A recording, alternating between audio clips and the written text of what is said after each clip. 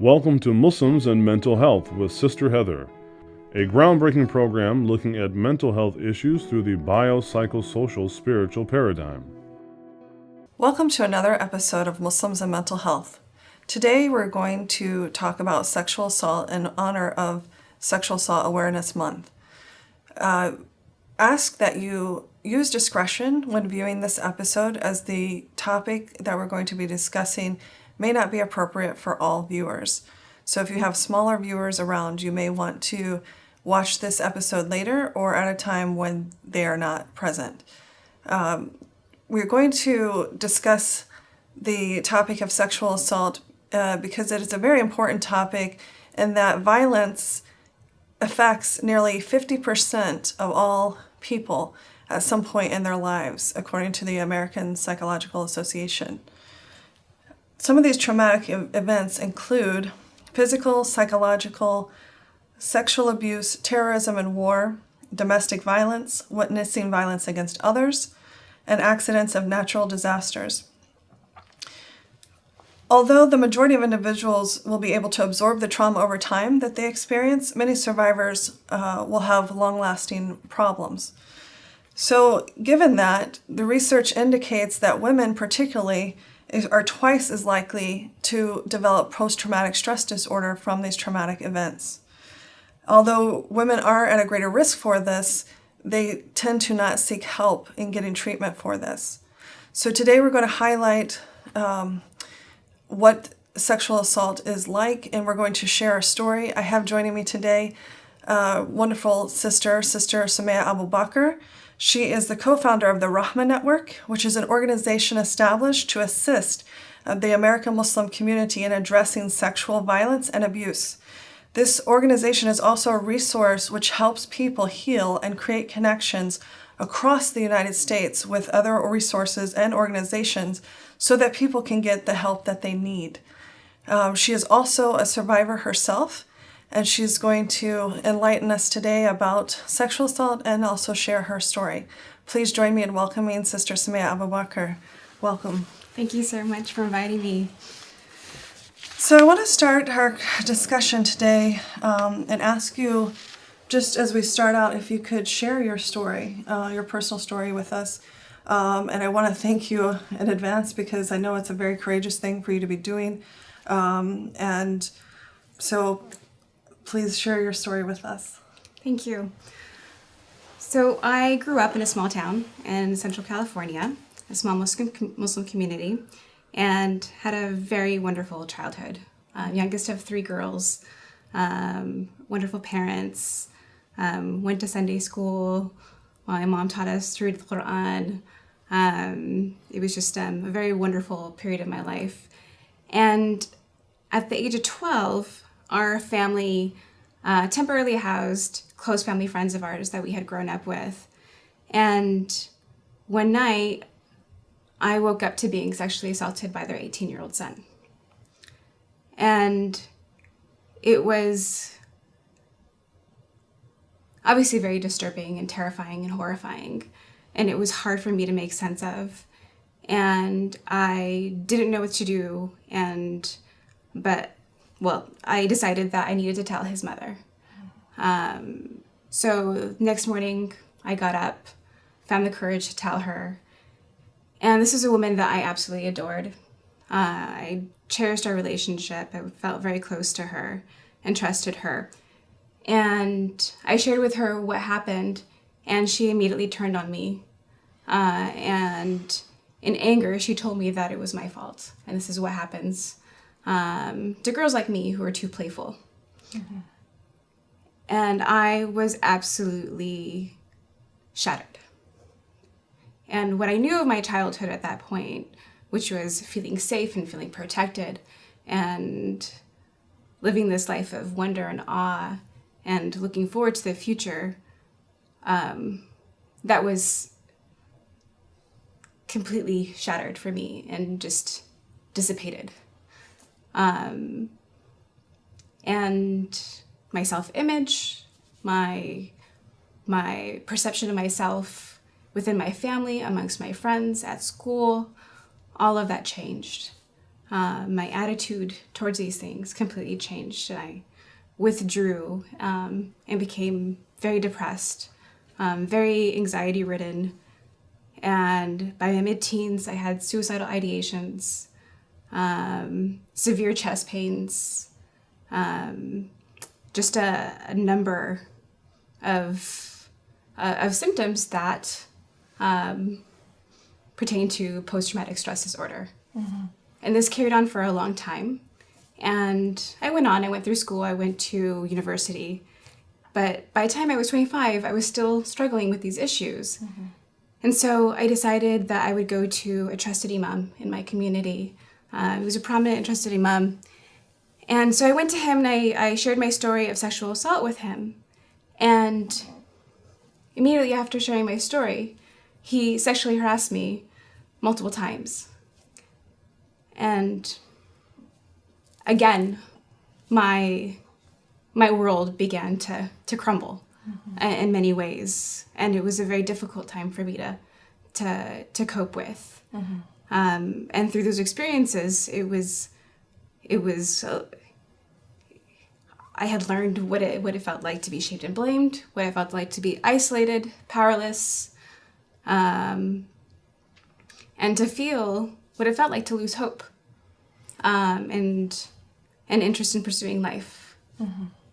And yeah, that was my experience. Would you mind if we go back a little bit into some of the details? I wanted to ask you, so was this family of the same ethnic background as your family? Mm-hmm. Yeah. And is it okay if I share? My family's from Yemen. And this is also another Yemeni family that we were close to. Mm-hmm. And so after that experience, having told the boy's mother and her reaction, were you able then to go to your own family to talk to them about it, or did you feel too afraid at that point to share with them? I made a number of assumptions immediately after that. So I had thought that information was shared with my family. Because he was no longer, because even though they were staying with us temporarily, he was no longer staying in the house. He would come in and out, but he was no longer staying with us overnight. Mm-hmm. And my whole demeanor had completely changed. I was hiding in the house. Mm-hmm. I was anxious. I was, so there were a number of things I made assumptions about because of that. And I think what happened was that it was difficult, once my family did realize what happened, it was difficult for them to talk to me. Mm-hmm. And that I struggled with for a long time, because it was part of that isolation and silence that's created around this topic, because people aren't able to address it. They don't know how to address it. That leaves the survivor with an opening to create their own stories of who they are and what that means about them. And how did you interpret it? I mean, what you see now as an adult, they're not understanding, but at the time, as a child, how did you interpret that? I mean, what self-messages were you giving yourself about what that meant? I felt ashamed. Mm-hmm. And I felt like, even though there was a space inside of me that knew that I had not committed anything that was blameworthy, there was still this message, this competing message of being blameworthy. Well, what did I do? Mm-hmm. To call that upon myself. Was there something? Did I do something wrong in the eyes of God? Was God punishing me for something? Did my family perceive me as tarnished or damaged at that point, and they didn't know how to address me? They didn't know how to love me the same way. I didn't know, but these were all the messages that I created about myself, that now I was different. And I was different in a way that was hurtful to me. And I was afraid of other people knowing about that too, because I was afraid that they would see someone who was damaged or tarnished, or someone who was broken. Because in the Muslim community in general, there's a high price or esteem put on a woman's virginity. And so for this to be made public or to be, especially in a Yemeni tradition, it's not just an individual's reputation, but the family's reputation, right? Yeah. And so there's a lot of tales that kind of go along with one incident or one event. And let me clarify, I wasn't raped. I was molested. That was my experience. And for many survivors in the Muslim community, or in a number of different faith communities or other communities as well, like, there's, having been in that position and having had a crime like that committed against you, it still incorporates that misconception that now you are damaged, or that you invited this kind of violation somehow, that your gender, has invited. And we see even in other traditions, like, and so there must be something wrong with you. In Jordan, for example, where we have a lot of honor killings, it's not even about what we think about the person who's violated. It's about just this idea of the honor, right? Yeah. So that this person may be, quote, damaged, and therefore, so it's not even, they could even take the side of the violated person, but still, because of the cultural perception or societal perception, the victim gets blamed. Victim blaming, right? Yeah. So it's such a taboo to talk about anything related to sex, number one. And sexual crimes, just generally in all the cultures that we navigate through, whether it's our faith communities, whether it's broader society or not, there's all these misconceptions and these stereotypes about what it means to be a survivor, what it means to be a victim of one of these crimes. And usually the survivor is the one that is blamed and shamed for that crime. That, again, somehow they invited it upon themselves. So, interestingly, the part of you were talking about your family and perhaps they didn't know how to react to the situation.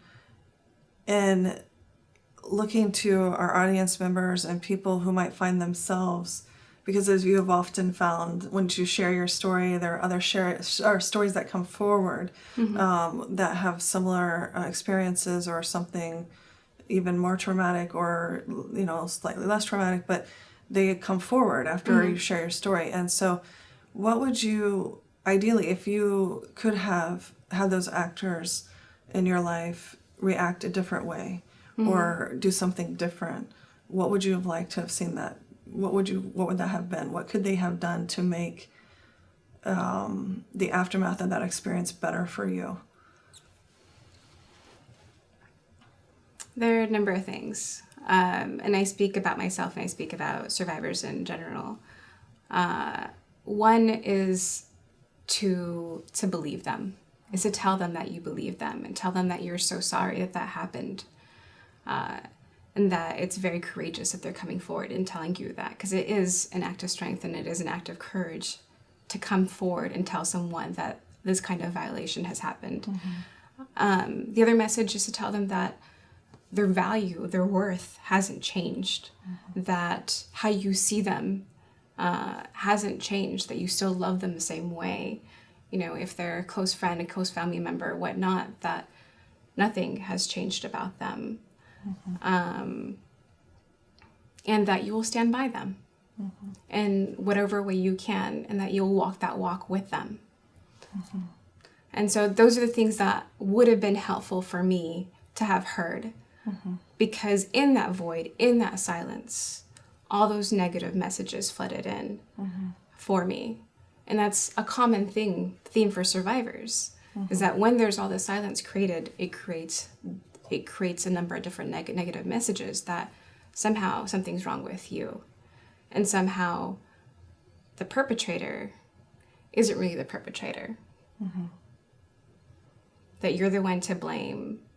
And it creates all sorts of issues with trust and feeling protected and feeling safe within one's community. Well, absolutely. So, I mean, we find through our own research that the single most predictor of whether a person will survive or heal from a sexual violation is the first person they tell if they believe them. This is so important and so key to their healing process. And so one can see, easily how if somebody, your most trusted person, which would be the primary person you probably go tell, if they don't believe you, then it creates all kinds of self-doubt, of course, right? Because if the person you trust the most doesn't believe you, then how can you trust yourself? And so, of course, we would have all the, self-doubt. And so I can't emphasize that enough as we're discussing this topic, that if somebody comes to you with information about having been sexually violated in some manner, that it is most important that you believe them when they tell you. Now, if something comes out later that disproves their reveal to you, then it's easier to apologize to people for having made a mistake than to not believe something from the beginning. And just to add, most of the time when these reveals happen, they are real. So you don't have to doubt that somebody is making a story, because most of the time, like upwards of 90% of the time, it is real. And one of the prevailing misconceptions, even among survivors, I've come to find, is that the misconception is that most of the time when survivors come forward, it's a lie. Right. And whereas the opposite is the truth. And the statistics indicate that it's mostly in the single digits, that the percentage is in the single digits of false claims. Right. Exactly. So this is such, a wonderful thing that you're doing. But I have to take a short break right now for our sponsor, and we will come back and continue our conversation with Sister Sumaya. Thank you.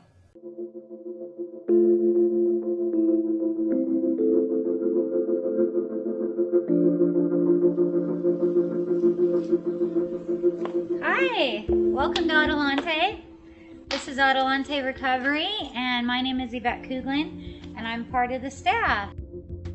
Adelante Recovery Center has helped people in dual diagnosis for 5 years. We accept most PPO insurances and provide luxury accommodations and 24-hour support. To speak with an admissions counselor, call 1-888-242-4450. A lot of time we don't even know what's wrong with us, and sometimes we need to get away to figure that out. So if you want to go for a little retreat out in Corona Del Mar, which is a confidential location, we're here to help. So we're only a phone call away. Thank you. Welcome back to Muslims and Mental Health. Again, today we are talking about sexual assault awareness in honor of National Sexual Assault Awareness Month. And joining me is Sister Sumaya Abubaker. We're going to continue our discussion now, and I want to ask Sister Sumaya how this topic has impacted her life. So I think I discussed a little bit about how it impacted my life, in that it, in talking about the symptoms of post-traumatic stress disorder that I went through, and that this carried on through my childhood into my adulthood. And it was hard to find joy and a sense of peace and satisfaction in my life. And I still had a lot of confusion about what happened, and a lot of hurt and pain that was residual. So you mentioned at 25 realizing something. So is that when you sought treatment, or? So shortly after that, I think a couple of years, I realized that I needed to do something about this, that it was taking such a heavy toll on my life.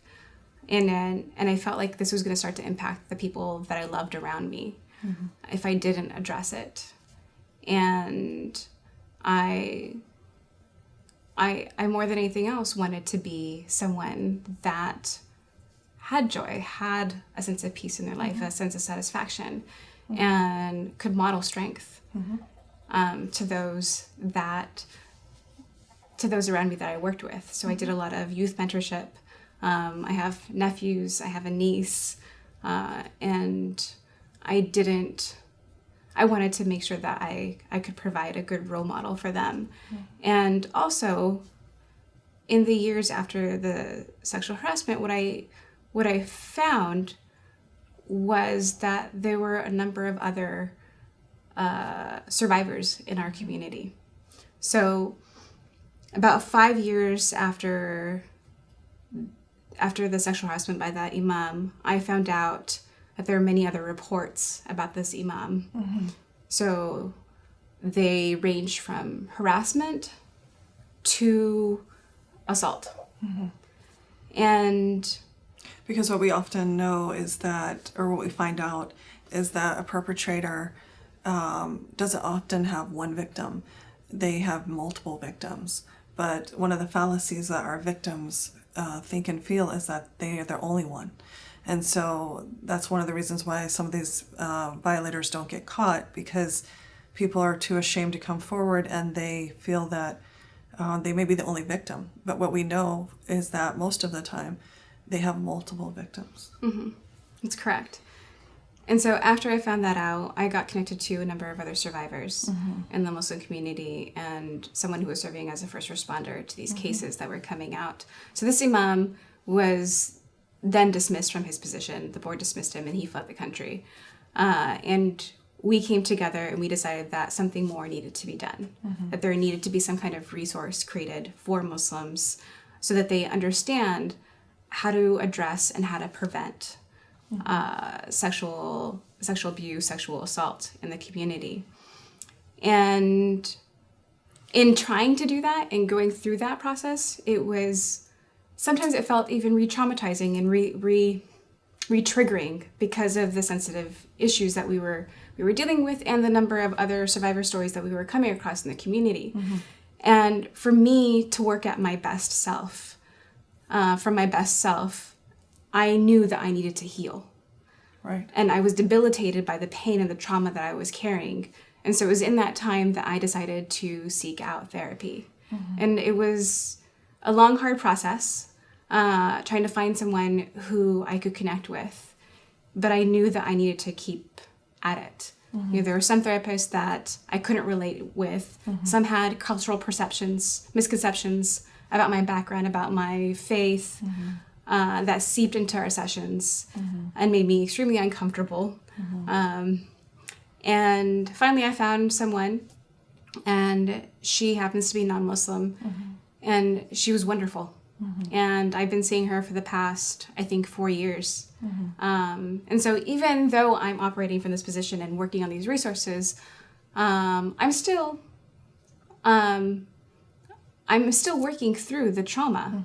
But I'm working from a space that is a lot stronger, and I have a lot more tools than I did before, because I've been in that process of healing and simultaneously working on addressing this issue. And it's also been very healing for me to meet other survivors in the community, because that lack of isolation, or the isolation that I initially felt, has been remedied by understanding that I'm not the only one. Right. And the issues and the post-traumatic stress disorder, all those things are very common issues that survivors also feel and encounter in the aftermath. And so feeling like I wasn't the only one, and feeling like there was this group of us that had this commonality, that was also helpful in my healing process. I can see how your particular trauma was complex trauma, right? Because not only were you traumatized the first time, but then when you saw the imam, you were re-traumatized. First, you're telling him, which can be re-traumatizing in itself, but he traumatizes you too. So you have, it's like a double trauma in a way, or complex, what we call complex trauma, right? So, and that's one thing that our viewers should understand, that even when a person comes forward with their trauma, it's really important how it is handled, and that it's handled by somebody who's trained well in trauma, because the experience itself of just coming forward and talking about the trauma can be re-traumatizing. And so this is a really important point that you made, and for people to understand. Yeah, and sometimes the aftermath of the assault itself is worse, can be worse for a survivor than the event. Than the event. Or just as significant in magnitude. So I want to ask you, what made you want to share your story with others? I felt it was necessary. And it was this compelling feeling that I had to do it as for myself and for my community. And that came out of my faith. And I had always grown up with this fundamental idea in Islam that we are supposed to be protectors of one another, that we are supposed to stand for justice. And there's a verse in Surah An-Nisa, verse 135, that says, "O you who believe, stand firmly for justice as witnesses to God, even if it be against yourself or your parents or your relatives, even if the case be of one who is rich or who is poor." And it goes on to say the importance of not distorting your testimony or shying away from it, and that God is witness to all, to all our actions. And I felt like it was my duty, and also because I was meeting other survivors who were sharing the same experience of shaming and blaming and isolation and hurt and trauma in their lives, that I felt that I needed to do that for my community. And so along the and the way, more that I shared it, the more the other survivors came out of the woodwork. Right. And these aren't just female survivors; these are male survivors too. And a big misconception is this is all about women, Right. but it's not. Sexual abuse, sexual assault happens to men as well. And the statistics, you can look from the Center for Disease Control to the National Resource on Sexual Violence. The statistics approximate about 1 out of 4 women and 1 out of 6 men. And from my encounters in the community, that holds fairly standard. Every time I share my story. And I actually wonder internationally if the statistics would even be different, because we know of the human trafficking trade and so forth that goes on overseas, a lot of times with little boys. And I wonder if the statistics would be slightly different. But regardless, we know that it is pervasive and it affects both men and women, or girls and boys. So I'm curious, along the way as you were exploring this, the misconceptions that you found. I mean, amongst them, that's one of them, right? That this is only women. But what are some of the other misconceptions that you came across? So as I kept on sharing my story, I found that there were hijabis, niqabis, women who wore jilbab that experienced some form of abuse or assault. That these were that there were abuse victims who were women that were even abused by their own mahrams. So the idea that you're safe as long as you're with your mahram, whether it's your father, your grandfather, your uncle, a sibling, or your husband, that means that you are protected from abuse. That doesn't hold true. Right, because most of the time it's someone that huge fallacies. Because it's most of the time. Most of the time it's someone that you know. Someone that you know, and a significant percentage is that it's someone within your family, or it's someone within your immediate community. It's not this person, in the alley lurking that you don't. in the dark, and exactly, the scary figure in the dark. Yeah, it's someone that you know. And kids are often taught to protect themselves from the scary person. I mean, they're taught that from a very young age. It's stranger danger, right? We teach them stranger danger all the time.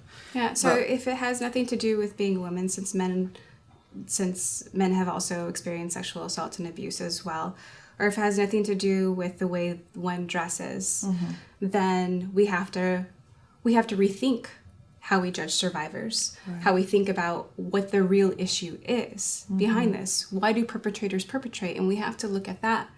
And the predominant issue is that it's about power and control. And power and control over another is behind a number of the major social issues that we face in our communities, whether it's discrimination, whether it's violence, whether it's bullying.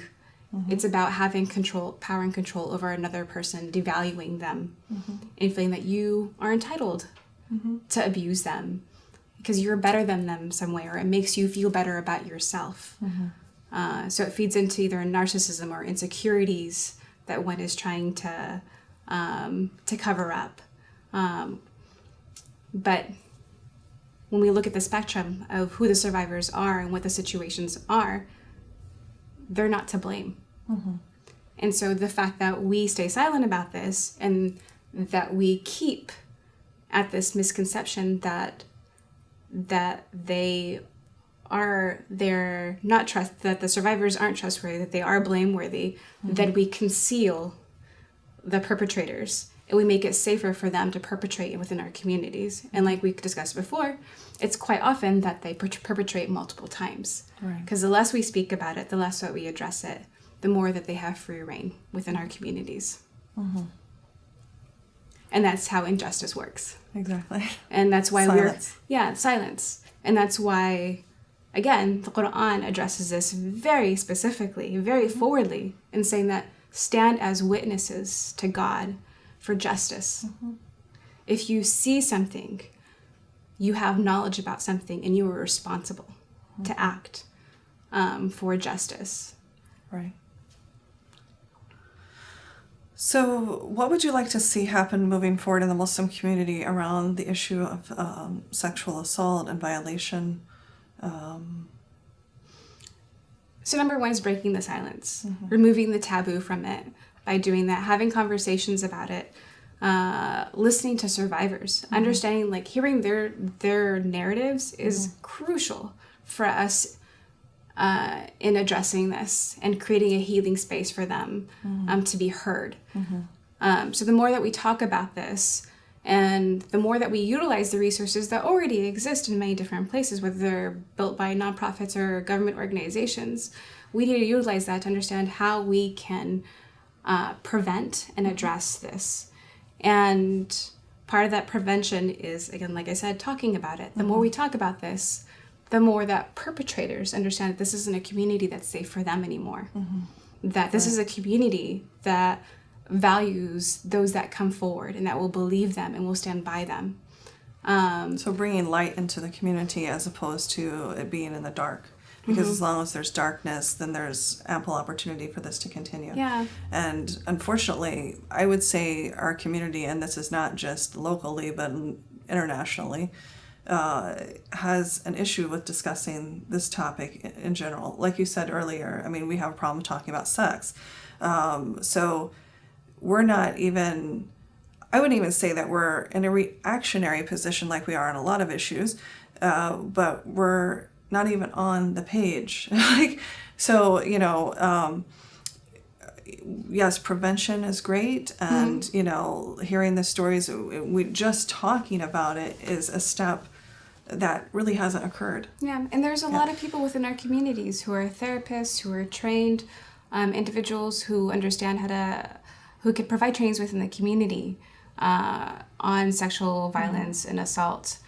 And part of going through those trainings and receiving that knowledge is understanding that there are ways to implement protections within our community. Right. So with our institutions, whether they be our mosques, our community centers, the educational centers that our children go to, that there should be policies implemented. So when something happens, that there isn't all this chaos that happens about what to do and potential re-traumatizing of the individual, or again, slapping the hand of the perpetrator and letting them run free again, that you understand what your legal duties are within that, that you understand that what to say and what not to say to survivors when they come forward, that there are policies that include sexual harassment trainings on an annual basis. And this is what many institutions, secular institutions now have incorporated. And I work at the University of Southern California, and we have to do a sexual harassment training on a regular basis. One, because it's recognized as a prevalent and disruptive and destructive issue within many spheres, including our educational institutions. So when we have these policies in place, then we know how to address and respond to these things, and we know how to prevent them, and everybody's on the same page. And that the members of our community, you know, there's this perception created and this comfort created because of the safety of the lack of silence, of speaking out, of not welcoming perpetrators because of that silence. Right. And you can't always prevent this from happening, but like you said, if you can respond properly to a survivor, you can reduce the trauma to them, and you can potentially stand in the way of that perpetrator perpetrating others. Right.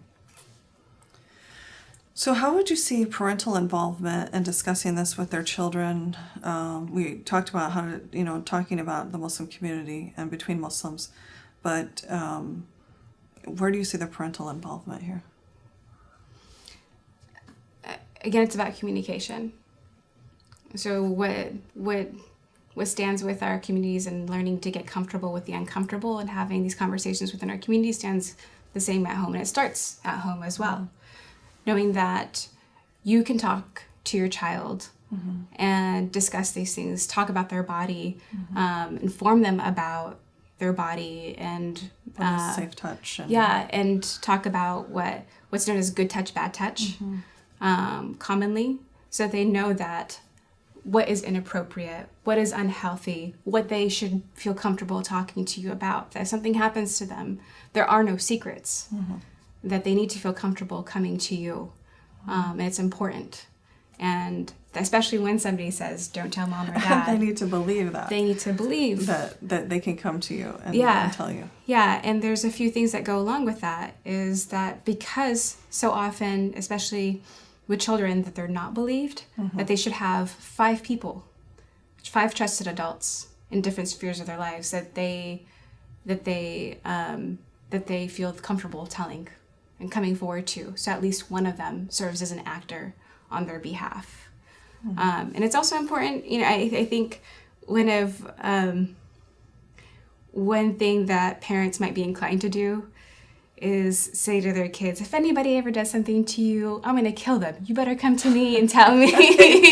And so then the child's afraid that their parent's going to get in trouble for killing somebody. Exactly. So children are very protective as well, and they have that instinct, and they don't want any harm to befall their parents. So it's important that the message is clear and not... The message is framed properly for the child. Okay. And what do you believe can be done right now to make a positive contribution to this issue? And breaking the silence and seeking out resources. So our organization is working to create resources that will hopefully be posted online, but there are a number of other organizations out there. There's a lot of information on the internet about where to start, on how to understand this issue, how to break it down, how to respond to survivors, how to take action within your communities. And there are also many ways to get involved that are fairly simple. And if you have the time, you know, whether you're a young adult, whether a teenager, young adult, or older, there's rape crisis centers where you can volunteer at, and they'll give you a training to understand how to respond to these issues. So that not only will you be serving their institution and the number of people that come forward to those institutions, but you'll be a resource within your community as well. So the mosque that you go to, the places where you work, the community centers that you volunteer at, when people know that you are knowledgeable about these things, they feel safer coming to you. And so do those institutions. So when something happens, you end up becoming that resource for the institution to walk them through what is necessary for them to how to address this properly. So along those same lines, what can people watching do to further progress in this area of communication with their children and society at large? I mean, if you talked about getting the training, I guess maybe identifying resources within their own local community would be one. What anything else that you can think of that you want people to know? The compassionate response is always the most transformational response. So being very aware and reflective about what judgments come up internally when you're confronted with this issue, whether it's in your own community or an outside community. Taking the time to reflect on it and understand the issue more in depth. And working from a place of compassion can help us act in a way that's more in accordance with creating transformation and pursuing justice and creating a healing environment. Okay. And what I mean, and some people have told me that this is a distraction from the other major issues that we face as Muslims in this country. And my response to that is always, the more that you learn how to address this, the more that you understand how to address other issues of trauma within our communities. Right. It's part of the same spectrum. Well, and the more resilience we build to we're address all these human things. beings, and so none of us will be able to escape the human condition in all its manifestations. And so I would agree with you that all of the issues that we are confronting are important. So I want to switch now to, in our interviews, we often do fun questions at the end. So I want to ask you a couple of those questions now. Who is your Muslim hero, if you have one, and why? I have many Muslim heroes, and so that's a difficult one to... so I'm going to touch upon one, and then I'll touch lightly upon another. The first is growing up, my name, Sumaya. She's the... my namesake is the first martyr in Islam, a woman who was amongst the first to convert to Islam, and she was tortured and she was eventually killed because she did not back down from declaring her faith. And so that was a great example for me of what it meant to stand up for oneself, one's beliefs, one's convictions, no matter what. And the other is I've come across so many modern day heroes amongst the people that I know, people who are women who are my friends, who are advocates and protectors for others in many ways, many men who are doing the same. And one of my most recent heroes is the late Dr. Maher Hathout. He was one of the first people that I had told about the sexual harassment and my sexual assault after I had been, all that had happened.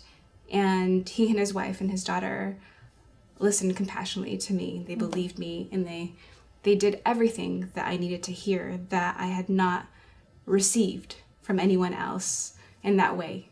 And it was so encouraging, and it was so strengthening and so empowering and so healing for me to have had that experience.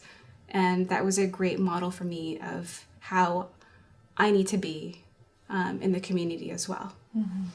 And there's many survivors who have come forward, who have talked to me, and who are doing great work that are my mentors and my heroes as well.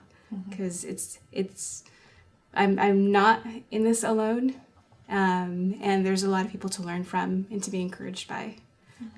So I need to recognize them, especially because it takes a lot of courage. Well, I certainly think you live up to your name. What is your favorite concept in Islam, and why? Rahma. Rahma, yes, Rahma. Rahma is my favorite concept. Can you explain the translation of that? Rahma means compassion, and the root of Rahma is Rahm, the womb. And that is one of the attributes of God. And it is the most common attribute of God mentioned throughout the Quran. And so to me, that says that not only is our Creator merciful, compassionate, gracious, but that we are supposed to embody that as well. And that again, it is a transformational tool of power and agency if one acts through compassion, and that we should be trying to create that womb in our communities that is one of safety, one of protection, that we look after each other, and one of healing in all our spaces. Again, going back to Dr. Hartut, he was the first person to help me recognize the concept that compassion and justice are two sides of the same coin. You can't have justice without compassion, and you can't have compassion without justice. Okay, and so what is your favorite word and why? Oh, that was my favorite. That was my favorite concept and my favorite word. So we got it in all one swoop. Okay, well, great. I so appreciate your taking the time to do this interview, and I feel that this will be very beneficial for our viewers. I can't thank you enough, and I appreciate all of your courage in making this happen. And hopefully we will reduce some stigma through this, and also end some of the silence that has plagued our communities across the world, and see some healing start to happen within our community. Inshallah. Thank you so much. I really appreciate the opportunity, and it was wonderful talking to you today. Well, thank you. So this concludes another episode of Muslims and Mental Health. Again, remember, we are very open to your feedback, your comments, your questions, your concerns. Very interested in them. You can reach us at nafshealertherapy@gmail.com. That's NAFSHEALER therapy@gmail.com. And again, thank you.